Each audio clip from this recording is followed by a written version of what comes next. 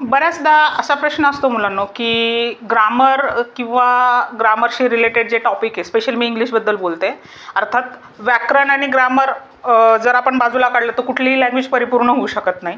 आता English grammar ज्यावेळेला आपण शिकतो तर इंग्लिश ग्रामर शिकण्याची गरजच मुळात का असते, तर ज्यावेळेला आता समजा 6वी 7वी 8वी 9वी 10वीची जे मुलं असतात, स्टेट बोर्ड घ्या, ICSE घ्या किंवा CBSE कुठल्याही याच्याशी रिलेट करणारे विद्यार्थी जरी असले ना, तरी पण त्यांच्यासाठी इंग्लिश ग्रामर हा एक असा टॉपिक असतो मुलांनो की ज्यात जर तुम्ही पारंगत झाले, ज्यात जर समजा तुमच्यामध्ये एक स्किल प्राप्त झालं तर हे इंग्लिश ग्रामर तुम्हाला अदर सब्जेक्टसाठी सुद्धा मदत करतं. त्यातल्या त्यात ज्यावेळेला तुमची लँग्वेज इम्प्रूव्ह होते आपोआपच, तर त्या इम्प्रूव्ह झालेल्या लँग्वेजचा तुमच्या पर्सनॅलिटीवरती सुद्धा तितकाच फरक पडलेला तुम्हाला जाणवतो.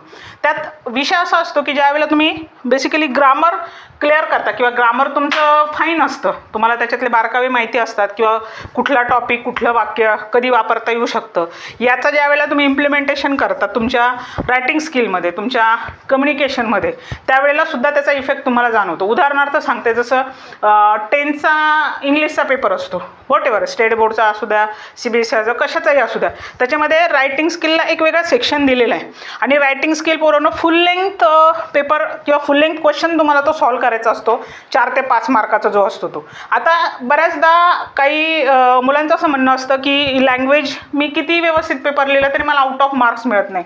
पण आउट ऑफ मार्क्स हा विषय थोडासा बाजूला जर धरला तर आपण आउट ऑफ मार्क्सच्या जवळपास नक्कीच मार्क मिळवू शकतो. त्याच्यामागचं कारण असं आहे की बऱ्याचदा ग्रामर बेस्ड जे टॉपिक आहेत ते तुमच्या रायटिंग स्किलमध्ये जर येत असतील आणि ते तुम्ही हायलाईट करून जे एक्झामिनरला जर दाखवत असाल तर तुमच्या त्या रायटिंग स्किलचा एक वेगळा इफेक्ट आणि इम्पॅक्ट त्या एक्झामिनरवरती नक्की पडतो आणि तो त्याच्या अनुषंगाने की नाही याला अदर ग्रॅमॅटिकल नॉलेज आणि त्याचं युटिलायझेशन कुठं करायचं ह्या गोष्टी याला माहिती आहे. त्याच्यामुळे तुमचा जो ओव्हरऑल जो रायटिंग तुम्ही काही लेटर लिहिलेलं असेल, एखादं कंपोजिशन असेल किंवा काय असेल, तर त्याचा जो इफेक्ट आहे ग्रामर वापरल्याचा तो तुमच्या पेपरवरती एक्झामिनरला नक्की दिसतो आणि कुठंतरी अर्धा 1 मार्काचा फरक तुमच्या पेपरवरती तुम्हाला मार्कांच्या संदर्भात नक्की बघायला मिळतो.